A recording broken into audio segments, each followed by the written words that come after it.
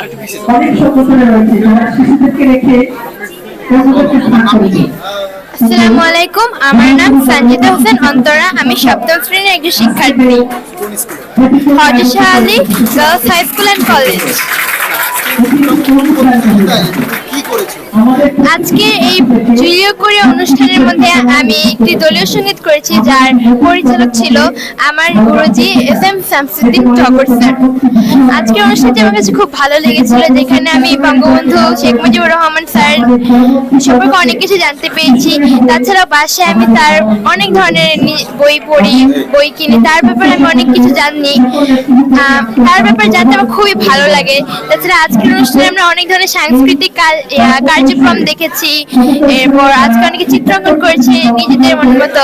অনেক শারীরিক ও মানসিক যাদের সমস্যা, তারা অনেক ধরনের নতুন নতুন জিনিস করেছে, যেটা তাদেরকে অনেক আনন্দময় করেছে।